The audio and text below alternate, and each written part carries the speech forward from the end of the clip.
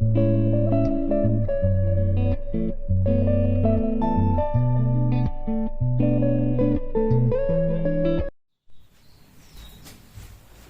Dear students, अभी हम discussion करेंगे क्या, हमारा preparation, method of preparation of hello orange. इस पेपर से जो भी हम पढ़ रहे थे ना, हमारा था method of preparation of haloalkanes था, मतलब एलिफेटिक, अल्काइल, हैलाइड का प्रिपरेशन था। अभी हम मेथड ऑफ प्रिपरेशन ऑफ किसका पढ़ेंगे, एरोमेटिक हैलाइड्स का पढ़ेंगे। तो एरोमेटिक हैलाइड्स का पढ़ेंगे तो मतलब method of preparation of hello orange. Orange मतलब हमारा जब हमारा बेंजीन रिंग साथ हालोजन ग्रुप अटैच हो जाएगा तो वो बन जाएगा एरोमेटिक क्या, हैलाइड्स। ओके, तो फिर तो यहां पे क्या है ना, हमारा फर्स्ट जो हमारा रिएक्शन होगा method of preparation of hello orange होगा, इसके लिए हमको क्या लेना चाहिए, इलेक्ट्रोफिलिक सब्स्टिट्यूशन ऑफ ऑरेंज और direct halogenation of aromatic ring. मतलब इसका मतलब मीनिंग क्या है ना, बेंजीन रिंग पे हम डायरेक्ट हालोजन ग्रुप को अटैच कर देंगे तो हमारा मिल जाएगा एरोमेटिक हैलाइड ग्रुप, बेनफिनाइल हैलाइड ग्रुप और हालो ऑरेंज ग्रुप मिल जाएगा। ओके, तो इसके लिए हमको क्या करना चाहिए ना, हमको इलेक्ट्रोफिलिक सब्स्टिट्यूशन ऑफ ऑरेंज करना है। तो इलेक्ट्रोफिलिक क्या है, मैंने बताया था, ऑलरेडी बता दिया।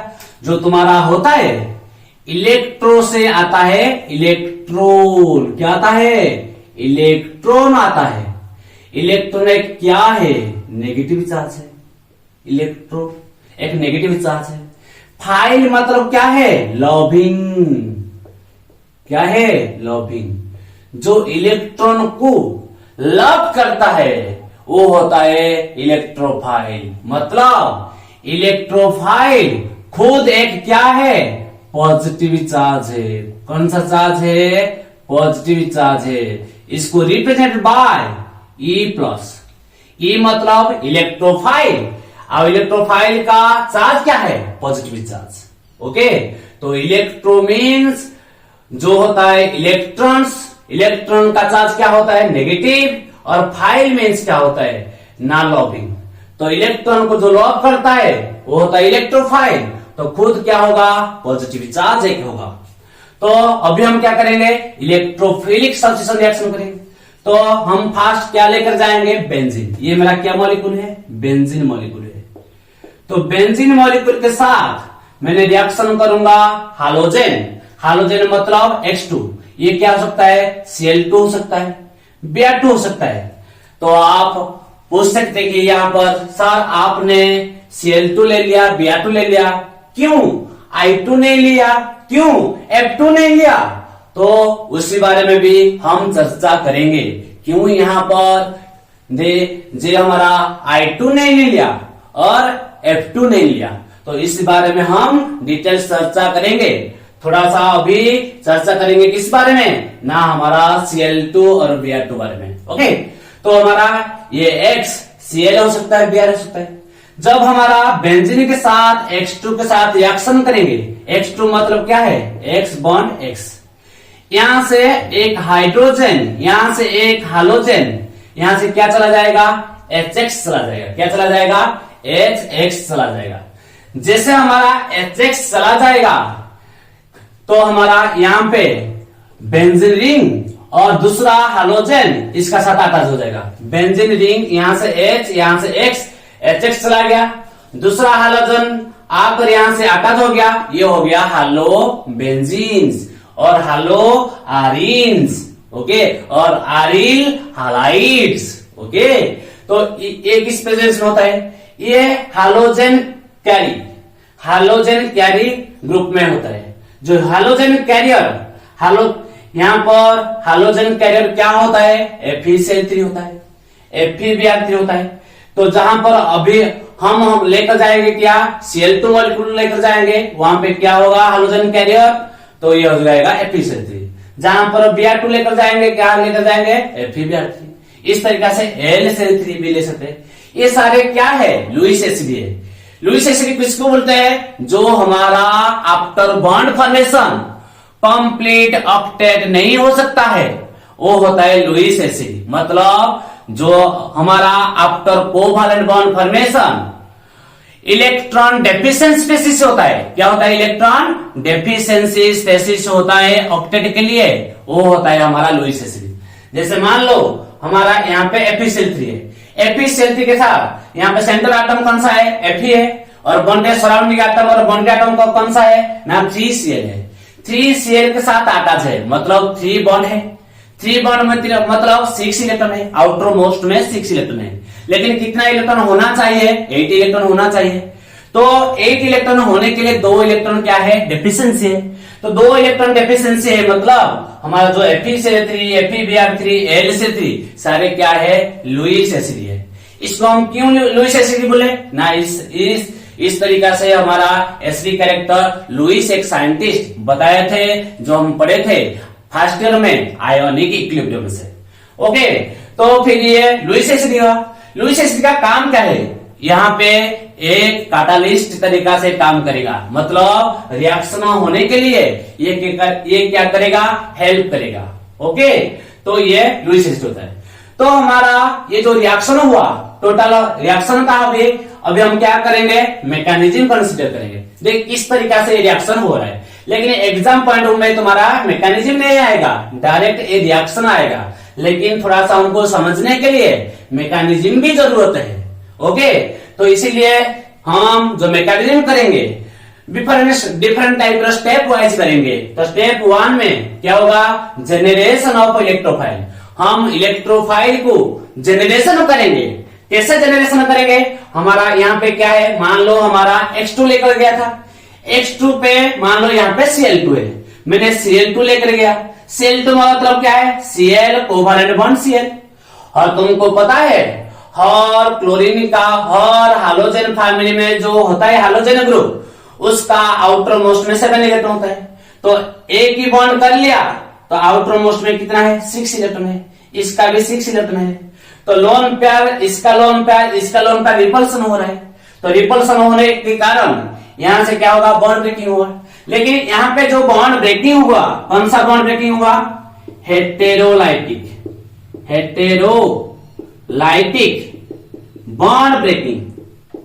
हेटेरोलाइटिक बॉन्ड ब्रेकिंग होता है, हेटेरोलाइटिक बॉन्ड ब्रेकिंग। मतलब हेटेरोलाइटिक मतलब, होमोलिटिक मतलब क्या, होमो मीन्स सेम, मतलब जो एलिमेंट बीच में बॉन्ड है, जिस एटम बीच में बॉन्ड है, जो बॉन्ड में 2 इलेक्ट्रॉन है, राइट हैंड एटम जो जितना इलेक्ट्रॉन लेगा, लेफ्ट हैंड एटम इतना एटम लेकर जाएगा। तो लेकिन हेटेरोलाइटिक बॉन्ड क्लीवेज में एक ज्यादा इलेक्ट्रॉन ले जाएगा, एक को इलेक्ट्रॉन ज्यादा इलेक्ट्रॉन मिलेगा, एक को इलेक्ट्रॉन नहीं मिलेगा। मतलब मान लो यहाँ पे जो हेटेरोलाइटिक बॉन्ड क्लीवेज हुआ, इस बॉन्ड में 2 इलेक्ट्रॉन है, जो 2 इलेक्ट्रॉन है, इस क्लोरीन का 1 इलेक्ट्रॉन है, इस क्लोरीन का 1 इलेक्ट्रॉन है। लेकिन इस बॉन्ड में जो 2 इलेक्ट्रॉन है, इसका 1, इसका 1।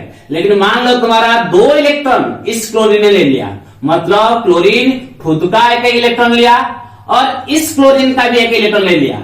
इसलिए इस क्लोरीन ने पास कितना था, 6 था, 2 इलेक्ट्रॉन ले लिया, कितना इलेक्ट्रॉन हो गया, 8 हो गया, जिस कारण इसका चार्ज क्या हुआ, नेगेटिव चार्ज हुआ, क्योंकि ये 2 इलेक्ट्रॉन ले रहा है, टोटल आउटर मोस्ट में 1 इलेक्ट्रॉन हो रहा है। लेकिन इसका यहाँ पे 6 इलेक्ट्रॉन था और इलेक्ट्रॉन बॉन्ड फॉर्मेशन में पार्टिसिपेट किया था, लेकिन इस क्लोरीन ने ले लिया, मतलब इसने 1 इलेक्ट्रॉन हरा दिया। तो मतलब इसका ऊपर कौन सा चार्ज आएगा, पॉजिटिव चार्ज आएगा। जब हमारा होमोलिटिक बॉन्ड क्लीवेज होगा, वहां पे फ्री रेडिकल जनरेशन होगा। जब हमारा हेटेरोलाइटिक बॉन्ड क्लीवेज होगा, वहां पे आयन फॉर्मेशन होगा। आयन मतलब एक कैटायन फॉर्मेशन होगा, एक आयन फॉर्मेशन होगा। ओके, इस तरीका से यहाँ पे हमारा FeCl3 के साथ वैकेंट d ऑर्बिटल है, वैकेंट d ऑर्बिटल है। तो इसने क्या करेगा ना, यहाँ पे जो Cl- है, Cl- वैकेंट d ऑर्बिटल में इलेक्ट्रॉन दे देगा। जैसे इलेक्ट्रॉन दे देगा, ये क्या था, FeCl3 था और इसमें Cl माइनस ऐड हो गया तो FeCl3 Cl माइनस बन गया।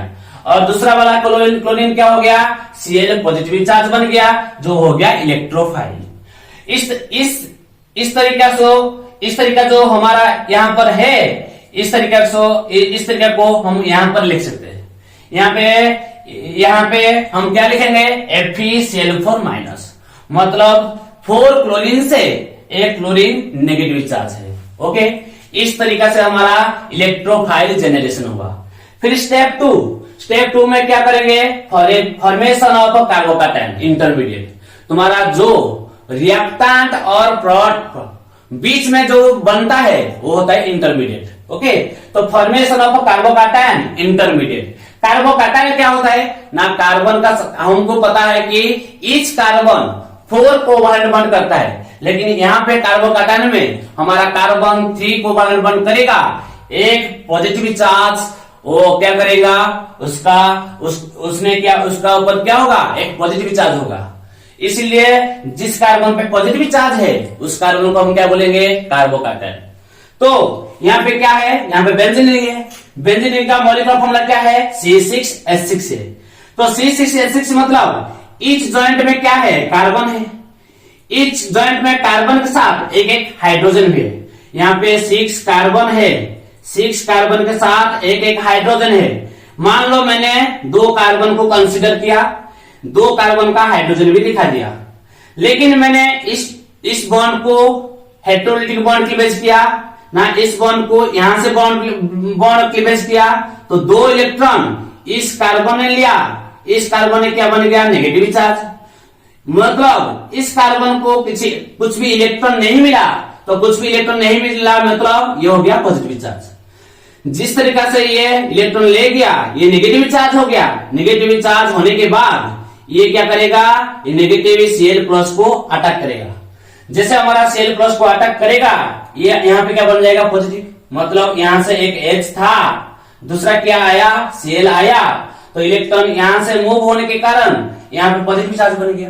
जैसे पॉजिटिव चार्ज बने गया तो positive charge single bond double bond, ये क्या है, कॉन्जुगेट सिस्टम है। जहां पर कॉन्जुगेट सिस्टम है वहां पे क्या होगा, रेजोनेंस होगा।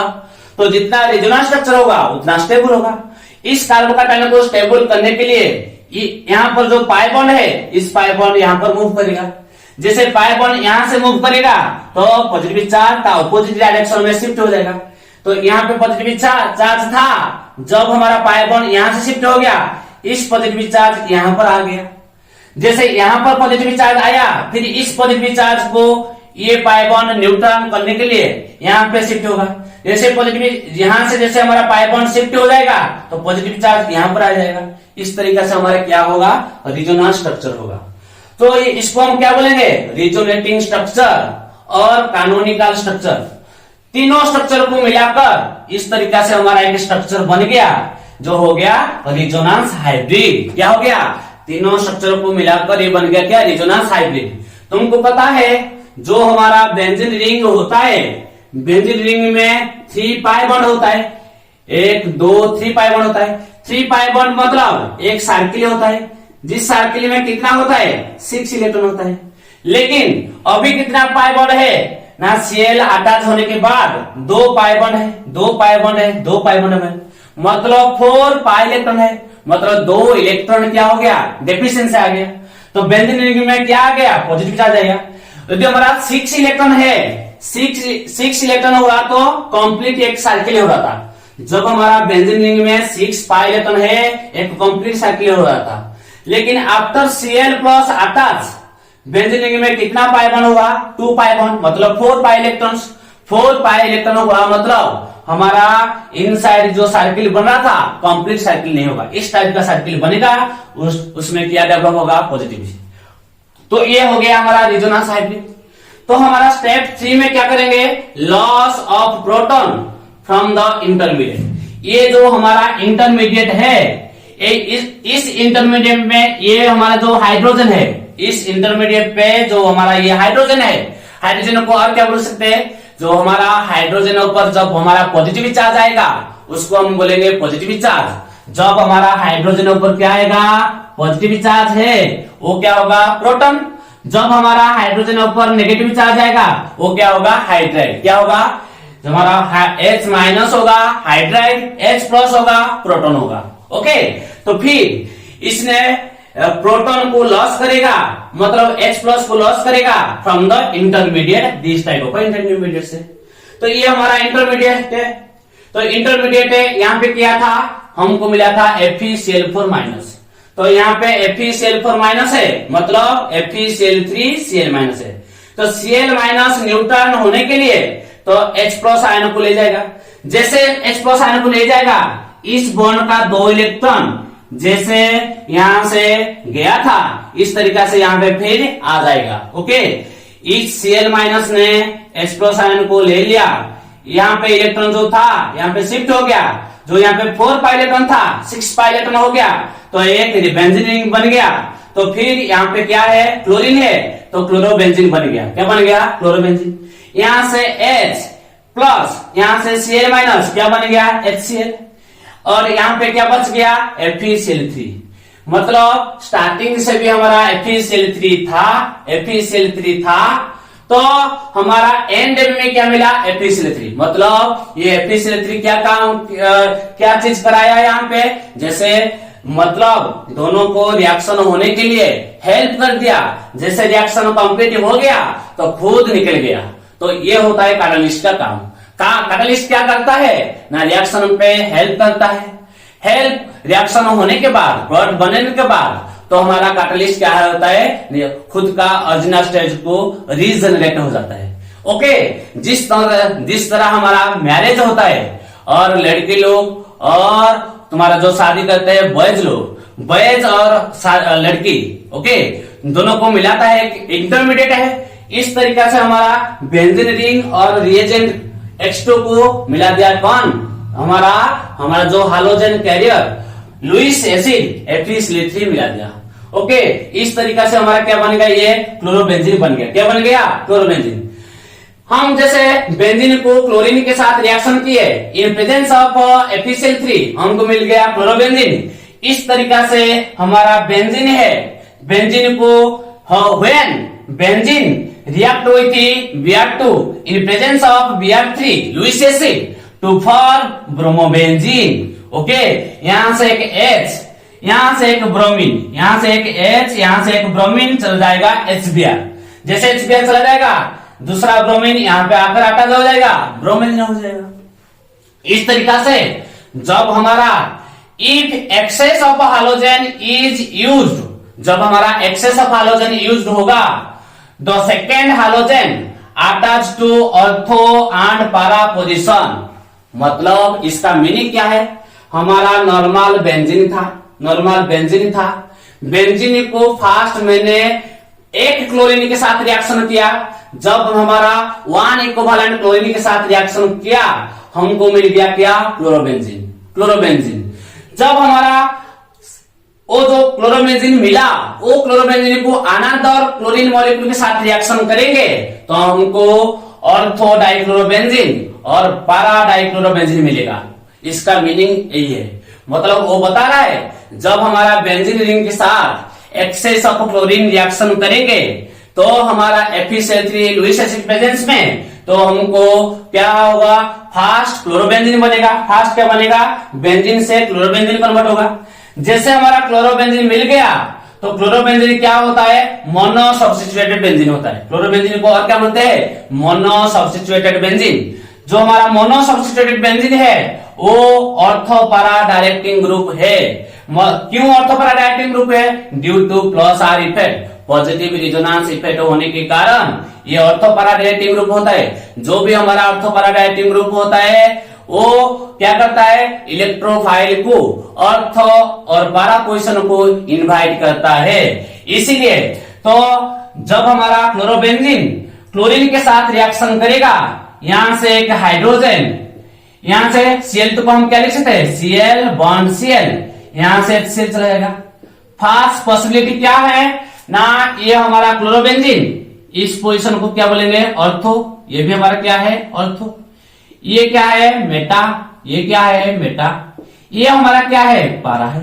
ओके, तो ऑर्थो से एक H, यहां से एक Cl, HCl निकल जाएगा, दूसरा क्लोरीन यहाँ पे आकर अटैच हो जाएगा, तो मिल जाएगा ऑर्थो डाइक्लोरोबेंजीन। ओके, इस तरीका से सेकेंड चांस कहां पर है, पारा पोजिशन पे। तो पारा का एक H या इसका एक क्लोरीन, इसका एक क्लोरीन, ये सेकेंड पॉसिबिलिटी है। मतलब दो चांस है ऑर्थो पैराडाइटिंग ग्रुप होने के कारण, ऑर्थो भी मिल सकता है, पारा भी मिल सकता है। तो जब हमारा ऑर्थो से H यहां से चला गया, HCl चला गया, यहां पे क्लोरीन अटैच होगा। जब हमारा पारा से एक H यहां से एक Cl HCl चला जाएगा, तो ये वाला क्लोरीन यहां पे आकर अटैच हो जाएगा, तो मिल जाएगा पारा डाइक्लोरोबेंजीन। लेकिन हमको पता है दो प्रोडक्ट जब मिलता है वो होता है स्टेरियो सिलेक्टिव। मतलब रिएक्टेंट से जब हमारा दो प्रोडक्ट बनता है वो होता है क्या, स्टेरियो सिलेक्टिव। मतलब दो प्रोडक्ट से एक बनता है मेजर, एक बनता है माइनर। ओके, हमारा रिएक्टेंट एक ही है, प्रोडक्ट भी हमारा एक ही है, तो वहां पे होगा स्टेरियो स्पेसिफिक। मतलब एक ही प्रोडक्ट मिल रहा है, जो एक ही प्रोडक्ट मिल रहा है 100% मिल रहा है, वो होगा स्टेरियो स्पेसिफिक। लेकिन हमारा जो दो प्रोडक्ट बन गया, मतलब दो से दो और दो से ज्यादा प्रोडक्ट मिल गया, वहां से क्या होगा, स्टेरियो सिलेक्टिव। मतलब स्टेरियो सिलेक्टिव मतलब क्या है, दो प्रोडक्ट से एक माइनर बनेगा, एक मेजर बनेगा। लेकिन यहां पर ऑर्थो डाइक्लोरोबेंजीन माइनर बनेगा, पारा डाइक्लोरोबेंजीन मेजर बनेगा। क्यों बनेगा, क्योंकि यहाँ पे क्लोरीन और क्लोरीन 60 डिग्री एंगल पे है। यहाँ पे जो क्लोरीन क्लोरीन कितना डिग्री एंगल पे है, 60 डिग्री एंगल पे है। तो इस क्लोरीन का लोन पेयर, इस क्लोरीन का लोन पेयर में क्या होगा, रिपल्सन, लोन पेयर रिपल्सन। लेकिन पारा में दो बोथ क्लोरीन आर क्या 180 डिग्री एंगल पे प्रेजेंट है, बोथ क्लोरीन 180 डिग्री एंगल पे प्रेजेंट है। तो लोन पेयर होने के बाद भी रिपल्सन नहीं होगा और सिमेट्रिकल मॉलिक्यूल होता है। ओके, तो सिमेट्रिकल मॉलिक्यूल होने के कारण ये पारा डाइक्लोरोबेंजीन क्या होगा, मेजर। तो दिस वन इज मेरा मेजर प्रोडक्ट है, दिस वन इज मेरा माइनर प्रोडक्ट है। तो माय डियर स्टूडेंट्स, अभी हम डिस्कशन करेंगे, क्या डिस्कशन करेंगे, तो देखो हम डिस्कशन कर रहे थे the preparation method of preparation of haloarenes. जो method of preparation of haloarenes था, वहां पे क्या था, इलेक्ट्रोफिलिक सब्स्टिट्यूशन ऑफ आरिन्स और direct halogenation of aromatic ring. Okay, तो वहां पे मैंने बताया था, क्या बताया था जी, हमारा बेंजीन रिंग लेकर जाएंगे, बेंजीन रिंग में हम क्या रिएक्ट करेंगे ना, क्लोरीन मॉलिक्यूल और Br2 मॉलिक्यूल के साथ रिएक्शन करेंगे in presence of Lewis acid FeCl3 FeBr3 Al के साथ रिएक्शन करेंगे, तो हमको मिल जाएगा क्लोरोबेंजीन और ब्रोमोबेंजीन। लेकिन मैंने बताया था क्लोरोबेंजीन और ब्रोमोबेंजीन अच्छा तरीका हमारा प्रिपरेशन हो सकता कहां से, बेंजीन रिंग से हमारा क्लोरोबेंजीन और ब्रोमोबेंजीन प्रिपरेशन हो सकता है। लेकिन वहां पे मैंने बेंजीन रिंग के साथ I2 मॉलिक्यूल नहीं लिखा था, F2 मॉलिक्यूल नहीं लिखा था। क्यों नहीं लिखा था, उसका रीजन अभी मैं बताऊंगा। ओके, तो हमारा क्या होता है, मैंने यहाँ पे लिखा है क्या, देखो ये जो पॉइंट है हमारा इंपॉर्टेंट पॉइंट है, ये क्या लिखा, the reaction with fluorine is violent और vigorous and can not be controlled. Okay, जो हमारा सबसे ज्यादा हालोजन फैमिली से ज्यादा रिएक्टिविटी कौन सा होता है, फ्लोरीन, उसका बाद क्लोरीन, उसका बाद ब्रोमीन, उसका बाद आयोडीन। तो फ्लोरीन ज्यादा रिएक्टिविटी होने के कारण तो हमारा जो बेंजीन के साथ रिएक्ट करेंगे हमारा फ्लोरीन के साथ, तो फ्लोरीन के साथ रिएक्ट करेंगे तो हमारा क्या होगा, एक्सप्लोसिव नेचर होगा, कंट्रोल नहीं हो सकता है। तो क्या नॉट बी कंट्रोल, हम कंट्रोल नहीं कर सकते, इसीलिए हमारा फ्लोरोबेंजीन प्रिपरेशन नहीं हुआ था। इसी के लिए तो मैंने बताया था हमारा जो था ना, क्या था ना, हमारा था बेंजीन डाइजीनियम क्लोराइड के साथ फ्लोरोबोरिक एसिड के साथ रिएक्ट करके हम फ्लोरोबेंजीन प्रिपरेशन कर सकते हैं। ओके, तो फिर मैंने बताया ये तो हमारा फ्लोरोबेंजीन का रीजन गया। फिर ये आइडोबेंजीन, आइडोबेंजीन में क्या होता है, the reaction with I2 is not possible because when product is formed HI reduced to back। जैसे हमारा बेंजीन रिंग आयोडीन मॉलिक्यूल के साथ रिएक्शन करेगा, यहां से H, यहां से आयोडीन चला जाएगा, यहां से HI निकल जाएगा, तो यहां से निकलेगा, ये क्या निकलेगा, आइडोबेंजीन। ओके, यहां से एक H, यहां से एक आयोडीन, तो I2 मॉलिक्यूल यहां से HI निकल जाएगा, जैसे HI निकल जाएगा अनदर आयोडीन यहां से लग जाएगा, आयोडोबेंजीन हो जाएगा। लेकिन जो हमारा HI होता है ये क्या होता है, रिड्यूसिंग रिएजेंट। तो रिड्यूसिंग रिएजेंट होने के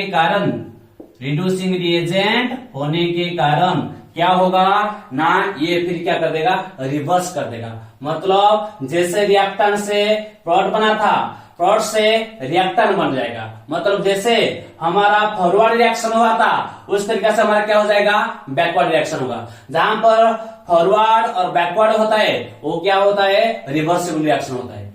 तो ये रिवर्सिबल हो जाएगा। लेकिन ये रिवर्सिबल को रोकने के लिए हमको क्या करना पड़ेगा, oxidising agent. So the reaction is carried out in the presence of oxidizing agent, that is HiO3, HGO, HNO3। इसको यदि हम ऑक्सीडाइजिंग एजेंट को यूज करेंगे HI रिड्यूसिंग रिएजेंट को हटाने के लिए, तो हमारा HI ऑक्सीडाइज होकर क्या बन जाएगा, आयोडीन मॉलिक्यूल बन जाएगा, I2 मॉलिक्यूल बन जाएगा। ओके, तो फिर ये था हमारा क्या ना, फ्लोरोबेंजीन और हाइड्रोबेंजीन का रीजन था। तो नेक्स्ट हम देखेंगे साइड चेन हैलोजिनेशन। हमारा अभी हम क्या कर रहे थे, direct halogenation of aromatic ring. मतलब हमारा बेंजीन रिंग एरोमेटिक रिंग से डायरेक्ट हैलोजन ग्रुप को अटैच कर रहे थे। लेकिन अभी जो हम रिएक्शन करेंगे बेंजीन रिंग के साथ, हमारा हैलोजन डायरेक्ट अटैच नहीं होगा, साइड चेन के साथ लगेगा, साइड चेन सब्स्टिट्यूशन रिएक्शन होगा। मतलब बेंजीन रिंग के साथ डायरेक्ट अटैच नहीं होगा। यहां पर जैसे मैंने ले लिया टोलुइन, बेंजीन पे CH3 लगाया, टोलुइन इसका नेम, मैंने रिएक्शन कर दिया Cl2 molecule in presence of sunlight. जैसे रिएक्शन कर दिया इसको मैं क्या लिख सकता हूं, CH2 बॉन्ड H लिख सकता हूं। इस Cl2 मॉलिक्यूल को क्या लिख सकता हूं, Cl बॉन्ड Cl। तो यहां से चला जाएगा HCl, क्या चला जाएगा, यहां से एक H, यहां से एक Cl, HCl चला जाएगा। जैसे HCl चला जाएगा दूसरा क्लोरीन आकर यहाँ पे अटैच हो जाएगा। तो ये हमारा होता है बेंजाइल ग्रुप। कौन होता है, बेंजाइल ग्रुप होता है। तो बेंजाइल ग्रुप के साथ क्लोरीन लगा तो ये हो गया बेंजाइल क्लोराइड। ओके, मैंने बताया था यदि हमारा ये बेंजाइल क्लोराइड हमारा मिल जाएगा। इस तरीका से हम यदि हम क्या करेंगे ना, ये हमारा क्या है, ये जो हमारा कार्बन है, ये कार्बन है हमारा अलाइलिक कार्बन। कौन सा कार्बन है, अलाइलिक कार्बन। अलाइलिक कार्बन होता है। तो अलाइलिक बेंजाइलिक कार्बन और अलाइलिक कार्बन वेरी रिएक्टिव होता है। ओके, ये हमारा कौन सा कार्बन, ये हमारा बेंजाइलिक कार्बन। कौन सा carbon, benzylic carbon. Benzylic carbon और अलाइलिक कार्बन हालोजन के साथ वेरी रिएक्टिव होता है। क्यों होता है, ड्यू टू रेजोनेंस स्टेबिलिटी।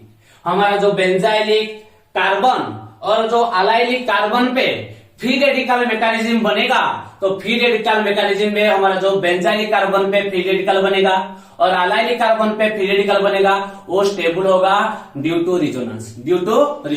मैंने बताया था जब हमारा हालोजिनेशन करेंगे, क्लोरीन को रिएक्शन करेंगे तो क्लोरीनेशन होगा, ब्रोमीन के साथ रिएक्शन करेंगे तो ब्रोमिनेशन होगा।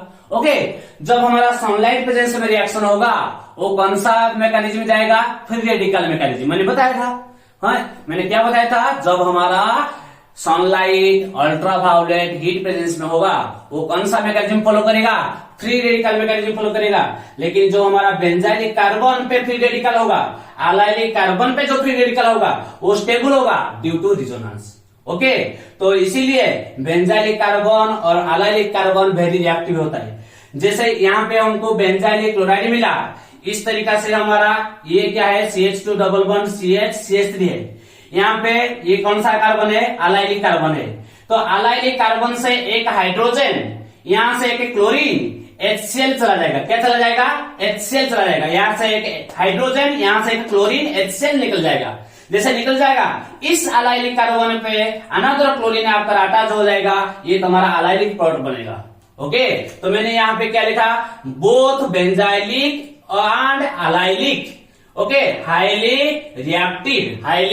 Reactive this can be explain in terms of stabilisation by resonance. Okay, हमारा जो बेंजाइलिक कार्बन है, अलाइलिक कार्बन फ्री रेडिकल है, both are highly reactive. This can be explain in terms of stabilisation by resonance. तो हमारा मान लो ये हमारा benzylic carbon है, तो यहाँ पे फ्री रेडिकल प्रेजेंट है, तो इस तरीका से इस बॉन्ड ब्रेक करेगा, अनदर इलेक्ट्रॉन ए लेगा, अनदर इलेक्ट्रॉन ए लेगा।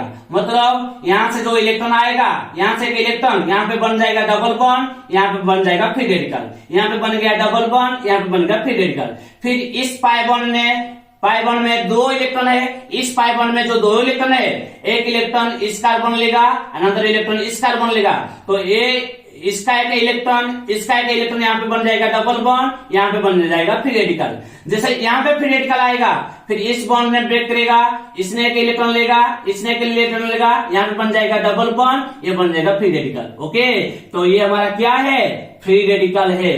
तो इस तरीका से रेजोनेंस स्ट्रक्चर होके हमारा फ्री रेडिकल बेंजाइलिक कार्बन और अलाइलिक कार्बन रेजोनेंस से क्या हो रहा है, वेरी स्टेबल हो रहा है, इसीलिए ज्यादा रिएक्टिव है। इस तरीका से मैंने यहाँ पे 2 क्वेश्चन दे दिया, ये क्वेश्चन नंबर 1, ये हमारा क्वेश्चन नंबर 2। ओके, तो मैंने क्या दिया ना, मैंने यहाँ पे बेंजीन रिंग पे लगा दिया CH2CH3। तो CH2CH3 क्या है, इथाइल, ये हमारा इथाइल बेंजीन है, ये क्या है, इथाइल बेंजीन है। तो इथाइल बेंजीन के साथ जब मैंने क्लोरीन के साथ रिएक्शन किया, इथाइल बेंजीन मेरा क्लोरीन के साथ जब मेरा रिएक्ट किया इन प्रेजेंस ऑफ सनलाइट, लेकिन यहाँ पे भी हाइड्रोजन जा सकता है, यहाँ पे भी क्लोरीन जा सकता है, तो यहाँ से हाइड्रोजन, यहाँ से क्लोरीन जाकर HCl जाकर यहाँ पे क्लोरीन लग सकता है, ये भी प्रोडक्ट बन सकता है ना। प्रोडक्ट बनने का चांस क्या है, यहाँ पर भी एक हाइड्रोजन जा सकता था, लेकिन यहाँ पे हाइड्रोजन नहीं गया।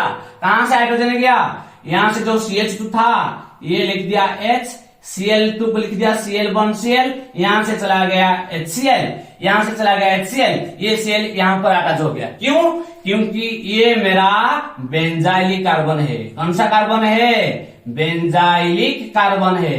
और बेंजाइलिक कार्बन फ्री रेडिकल क्या होता है, स्टेबल होता है ड्यू टू रेजोनेंस, इसलिए बेंजाइलिक कार्बन वेरी रिएक्टिव होता है।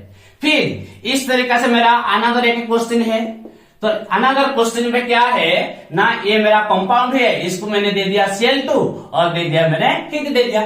तो जैसे दे दिया, ये मेरा डबल बॉन्ड है, double bond C, double bond C, single bond ये मेरा क्या है, अलाइलिक कार्बन है, ये मेरा क्या है, अलाइलिक कार्बन है। जो अलाइलिक कार्बन क्या होता है, स्टेबल होता है ड्यू टू रेजोनेंस, मैंने बताया।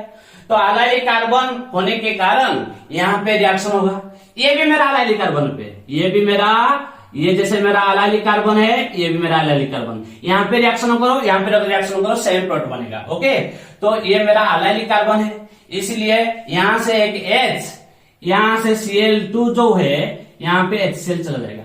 जैसे HCl चला जाएगा, अनदर Cl यहाँ पे अटैच हो जाएगा। ड्यू टू यहाँ पे क्यों रिएक्शन हो रहा है, ये मेरा अलाइलिक कार्बन है, स्टेबल है। मैंने लिखा नोट, इस पॉइंट को अच्छा तरीका से पॉइंट आउट करो। दो reactivity of different type of hydrogen in halogen compounds are, सबसे ज्यादा रिएक्टिविटी कौन सा होता है, benzylic equal to allylic. Benzylic और अलाइलिक ज्यादा रिएक्टिविटी होता है ड्यू टू रेजोनेंस। उसका बाद होता है हमारा अल्काइल ग्रुप, जो होता है CH3, C2H5, C3H7 सारे। सबसे लास्ट किसका होता है, विनाइल ग्रुप। इस तरीका से group CH2 double bond single bond, जो CH2 double bond CH single bond, ये होता है विनाइल ग्रुप, ये होता है आरिल ग्रुप। तो विनाइल और आरिल सबसे लो रिएक्टिविटी होते हैं। ओके, सबसे ज्यादा रिएक्टिविटी कहां से होता है, बेंजाइलिक पोजीशन। तो ये था सारे वेरी वेरी इंपॉर्टेंट पॉइंट जो एग्जाम पॉइंट ऑफ व्यू से आ सकता है और एंट्रांस पे इस तरीके से क्वेश्चन आता है। तो इसको 2 बार 3 बार वीडियो को अच्छा तरीके से देखो तो तुम्हारा रिवीजन हो जाएगा और अच्छा तरीके से भी याद हो जाएगा। और वीडियो को अच्छा लग रहा है तो लाइक, सब्सक्राइब और शेयर जरूर करना। Okay, thank you.